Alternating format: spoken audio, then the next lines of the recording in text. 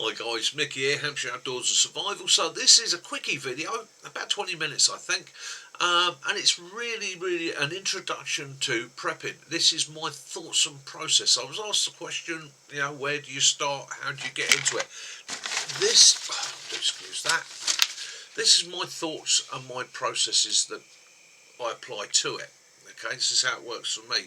In future videos, we're going to be covering some of the kit and equipment that you can start off with and how to build it. But it all starts with a thought process. Okay, have a look, see what you think. Hit me up, let me know. Am I right? Am I wrong? How does your system vary for you? Let's share some information and let's help get this guy started on the right path. Guys, this is Mickey, Hampshire Outdoors and Survival. Please like, subscribe, share. Let's get on with the video.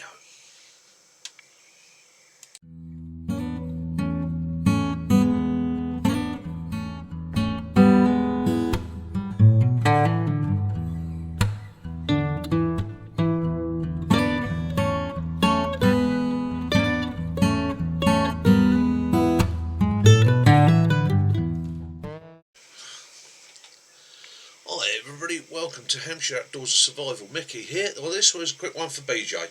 Mate, this one's for you. This is Beginner's Guide to Prepping and Survival. Okay, so this is where I start. This is my thought processes. This is how I act it out in my head. This is how I work it out.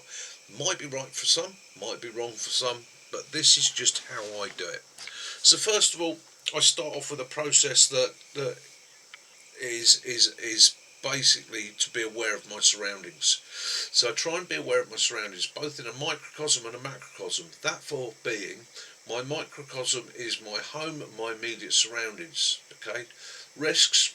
Yeah, is that neighbour going to get drunk today? Go out there and kick off with the kids. Yeah. Cove Brook, which is only a couple hundred metres away, is that going to burst its banks? Has it got a risk of flooding me here? That's my microcosm. That is what affects me. Close in is an issue here. If I have a power cut, that's partly within my microcosm. Now, macrocosm is a national level. So for me, basically, it isn't just the world, it is mainly the United Kingdom. So is there a political issue? Is there an environmental issue? Is there a weather issue? What could impact and affect me? Fuel prices going to go up to the point where I can't afford fuel, and so on and so on and so on. So it's that awareness in your planning and your preparation is going to help you out. So again, be aware of your environment. By doing so, or by doing this, you also practice scenarios in your mind. You don't necessarily have to go out and run them through, although some scenarios, if you can go and practice it, brilliant. Speeds up your skill sets. So I think about things in my mind and I work out what am I going to do in that situation. If it goes to that, how am I going to handle it? What am I going to do? And in so doing, excuse the focus on my camera, let me move away a bit. In so doing, what that does, that speeds up, the same as say weapon handling and drill, where you're building a muscle memory.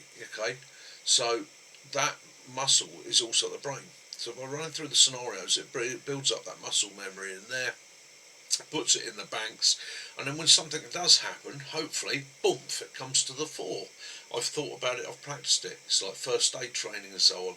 You practice CPR and everything else to the point where that if it happens and you need to do it, it's an instinctive thing. It comes back straight away and you do it, and you do it well. So again, that's running through scenarios, building up awareness. Okay, learn.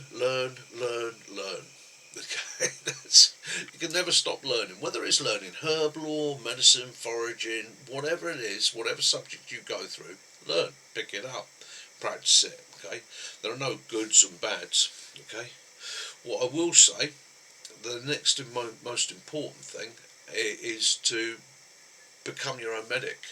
Okay, it's something that's overlooked so often, and yet when it's needed, by golly, it's needed. It's an essential skill. Okay, don't just become your own first aider, but become your own medic.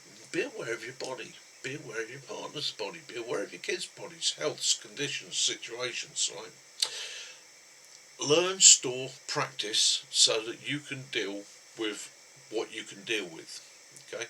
Now, what I'm saying to you there is build up as many skills as you humanly and possibly can. You're not going to become a brain surgeon. Yeah, there's nothing you can do about that. But there's a lot you can do to help protect and look after your loved ones as well as yourself. And again, in becoming your own medic, you're aware of your own body. So if you're suddenly sitting there thinking, "God, you know, I get a bit of a chest pain there," and like, you can start acting before you're immobilised. Okay, you're aware of your own body. You can start acting, and you can prevent or possibly save yourself. Okay, doesn't always work out, I know, but it gives you that edge.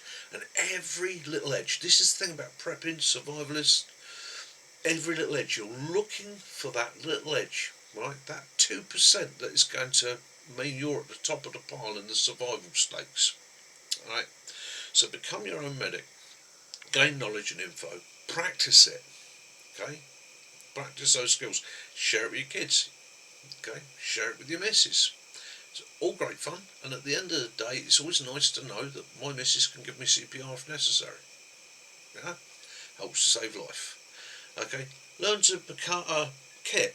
Okie doke, right. Kit. This is the awkward one because kit is such a big thing. Alright, and that's why I've no gear in front of me and I've taken the gear down from the wall because it draws away from the actual message. Gear, kit. It's the shiny stuff. Okay? We all want the shiny stuff. I do as well. Love me shiny stuff. Love me gear.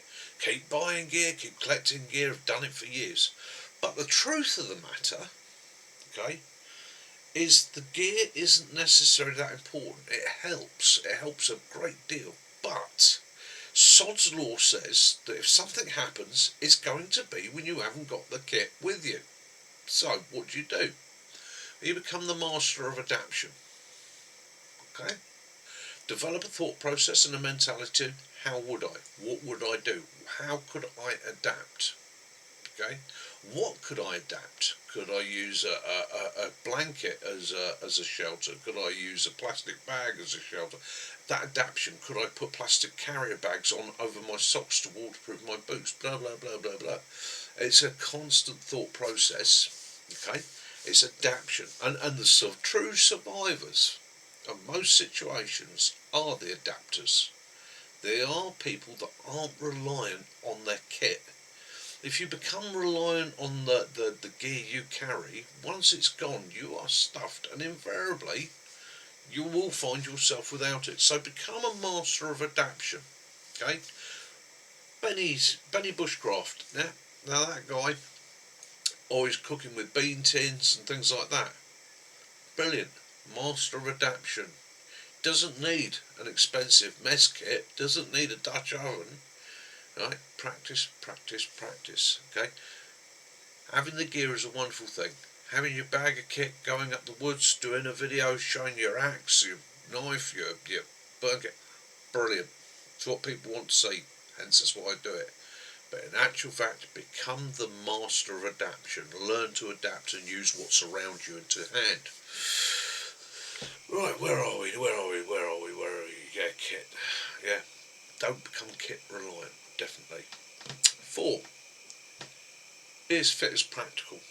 Okay, now when I say be as fit as practical, I mean that as in mental as well as physical. Okay, don't allow things to overcome you. Don't allow things to beat you down.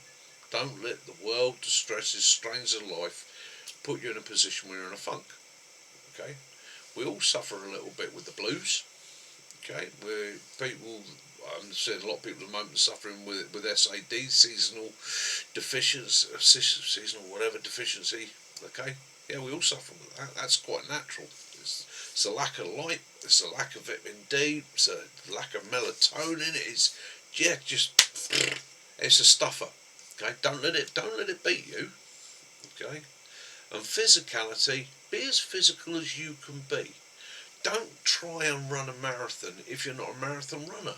I'm nearly 60 years old. In my youth, I was a very, very fit young man. Okay, I'm not so fit now. Years of smoking, years of stress and strain on this body have taken their toll. the back shot, the joints ache, okay? But I'm aware of what I can do, so I slow myself down, okay? I can still tab out, I can still do a good distance, but I'm going to do it slowly. I'm not going to carry as much weight, and I'm just going to push through it. So keep your endurance skills up, your endurance ability up, okay? Don't try and force your body to be something it can't. You're just going to wear it out or damage it. Not worth doing, okay? So that's physicality, and like I say, look after that mental fitness as well. One of the things that helps me is constantly learning, reading, gaining information, and that sharing information. That keeps this busy, keeps it happy. Okay. Um, right. 5. This is one that you're not going to like. Learn to accept and suffer minor discomforts such as hunger, cold, and minor injuries and pain. Yeah. All right. So learn to be hungry. There's nothing wrong with sitting there and saying, do you know what, I'm going to go without a meal today. I'm going to allow myself to feel hunger. Okay? And by all means, you're not feeling starvation, you're feeling that bit of discomfort. Okay? Nothing wrong with not saying give yourself hypothermia, but dressing down. Okay? One of the things we tend to do as human beings is we cover ourselves, and we keep our body temperature up. But we become acclimatised to that warmer, or being warmer. Okay? When I was a nipper going to school in shorts and a shirt with a light jacket on in the winter, I didn't feel cold. Why did I feel cold? Because I was acclimatised to the cold. Okay? My body accepted that this was the norm. I'll move with it. A very good friend of mine, Martin, he's a gamekeeper.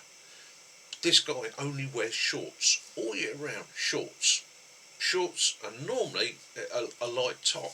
He's got a jacket in the car. If the weather does, he's not daft. If the weather turns really brutal, yeah, he'll put his tweeds on. But he's in shorts the whole time, and people quite often laugh at him and go, "You in your bloody shorts?" And he says, "Well, yeah, but it's what I'm used to. I've done it my whole life. I don't really feel that it's that cold because that's what my body's used to." So the other bonus is that if my legs get wet, when I get back in the car, heater's on for 30 seconds, my legs are dry. The other effect is I haven't got a wet pair of trousers making my legs feel cold as I drive back. I'll warm up quicker. So, acclimatise yourself, right? Or maybe even de-acclimatise yourself to what you're used to. But again, be aware of hypothermia. That comes back to your thought processes and your mind process and your awareness. Don't suddenly go out and run out and sit in the garden at minus 20 degrees in your underpants, cross-legged in the middle of the snow, going, "I am Wim Hof," right? Because you will die. Simple as that. You've got to build up to those sort of things. But again, learn to accept and suffer discomfort. Okay, and that allows your brain to go, "Do you know what? Yeah, that hurts. Push on." Your brain isn't suddenly going, "Oh, pain, oh, pain, oh, pain," and being distracted from what is essential. Okay, teaches you to have the right thought processes in the right manner. So, 6, build a support network. Build a support network. It's essential. If you're going to be a survivor or a prepper, or you're looking at an SHTF situation, build a support network. Whether it's family, whether it's friends, people you can trust, and make sure as you're building this, these are people you can trust. Understand all human beings have their foibles. Okay? So build the trust, build the understanding with these people, because at some time you are going to need to sleep. And if you haven't got somebody you can trust watching over you whilst you're asleep, you will not rest. Believe you me, you will not rest. And if you don't get rest, you're going to go downhill. Right? Lack of sleep is worse than lack of food. It really is. Okay. So build your support network, whether it's your neighbours, friends, family. Build them, but build it with people you know you can trust 100%. Right. 7. That brings you back to trust. Trust your instincts. Okay.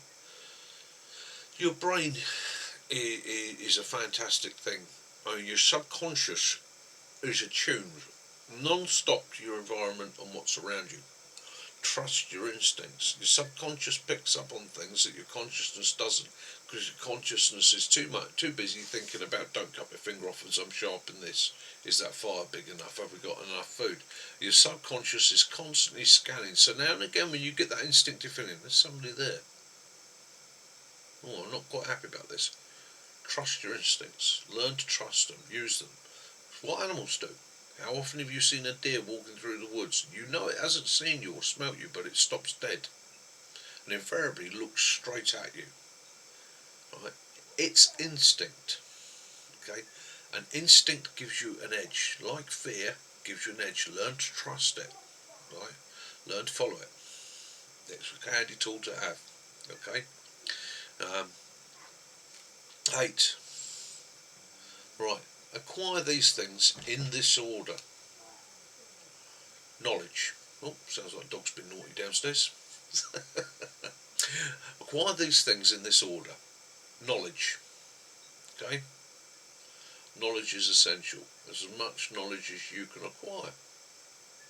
Food, meds and water. And store them. Okay? Now, did the video yesterday, very, very long-winded, about food storage and what I collect. Okay? Yep, food. Meds. Okay?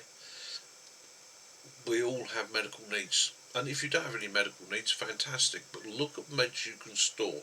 Look at the meds you can buy, put away, that if you were suddenly ill, or if you were suddenly injured, what would you need? Okay? And put them by. Also look at things like herb law. Look at medicinal plants.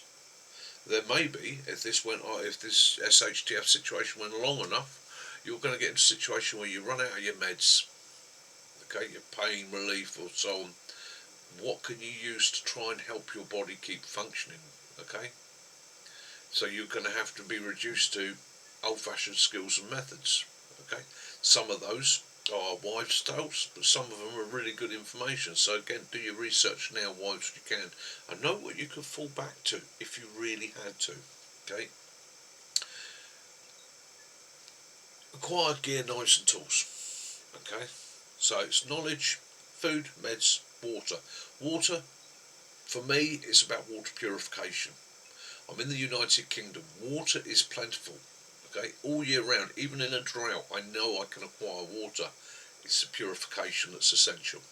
Okay, so for me, it's filter systems, boiling, chemical, so on. Okay, so let's come back to my little list because I'm waffling. Knowledge, food, meds and water. Thirdly, gear, knives, tools. Okay, so that's the third thing. That's the last thing to acquire. Okay, now gear, knives and tools. It all makes life easier. That's what they do. They're there to make life simpler. Right, carrying systems, knives, firearms if you're in a situation where you need firearms, hammers, axes, saws, all that, brilliant. But if you take food, meds, water, gear, knives and tools, none of those work without the knowledge of how to use them, how to maintain them, and how to make the most best of them. So that knowledge goes at the top. Knowledge, yeah, and so on down. Now, 8. We've gone to the next thing now. 8. Practice. Right, so lastly, practice. Make it fun. Share it. Share it with your family. Share it with your friends. Share it with your neighbours. Right? Share the knowledge you acquire. Get them to apply the same sort of things you can. You can't force people, but in talking to them about it, quite often you'll make people sit there and they go, do you know what, yeah, you're right, maybe I'll have a few extra bits in the cupboard. First aid course, what, you're going to do a first aid course? Do you know what, that's worth doing, I might come along with you on that, and so on and so on and so on. Also share your skills and your abilities, because you're equipping them. And by equipping them means they're not going to become a drain on your resources. Okay? Your knowledge, your equipment. If your son's got his own axe, he's got his own saw, he's not going to need to come round. Dad, can I borrow your saw and axe? Okay, because he's got his own. Same thing with food, resources, skills and so on. By sharing it, okay, you're equipping those people, and they're not going to become a drain on you. Okay, it's but don't by these actions allow yourself to become a target or a victim. Okay, don't sit there and say to people, "Oh, I've got 25 years worth of food here and enough ammunition to start a small civil war." Because what happens when it goes wrong? Yeah, they'll have told so and so, or told so and so, or told so and so. Goes, "Oh, I know where I can get food." Okay, so again, that comes back to your team and thinking carefully about who you share the knowledge with. Right? Remember this about human beings. Something I was taught years and years ago. Okay, and this is an important thing to think about human beings. It's we're quite a funny little psychological race. Okay, so 99% of people think of themselves as a wolf. Yeah, see the wolf as a totem animal. They see themselves as a wolf. Um, in fact, it's probably nearer 15 to 20% are actually wolves. Now, take a wolf, it's quite a dangerous thing, really. It does like to run in a pack. It does like to prey on the weak. Okay, that's what it does. It's a predator. Sheep. Nobody wants to be thought of as a sheep. Nobody. Nobody. If you ask anybody, are you a sheep or a wolf? They go, oh, I'm a wolf. I'm not a sheep. Okay. In reality, majority of people are sheep. They like to work in a flock. They like to be a team. They like to go through their life bimbling along with no issues, no dramas, just floating along because it's all good, fluffy and nice. Okay?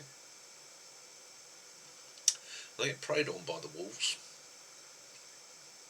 Now, me, I'm neither of those. I tried to be a sheepdog because the sheepdog protects the sheep from the wolf. The sheepdog can work as part of a team or as an individual. Thinks for itself and it acts. And it acts predominantly, it ends up protecting the sheep. This is no bad thing, we need sheep at the end of the day. But, yeah, be the sheepdog, okay? Because remember this, protect people from wolves or protect. Remember this, sheepdogs protect the sheep from wolves. And they will always guide the sheep to safety, okay? So if you want to be anything, you want to practice being anything, try to become the sheepdog. Don't try to be the wolf, and definitely try not to be the sheep. But if you are a sheep, float along and enjoy it. And if you are definitely a wolf, got my eyes open for you. Okay? Anyhow, that's my thought processes. That's where I'd like to go with that. That's just how I think of things, my processes and think of things for my SHTF prepper survival needs and requirements. Okay? Guys, love those you do. Forgive those you don't. Peace and light be upon you all. Please like, subscribe, share, do that brilliant stuff. This is Mickey. Mickey out.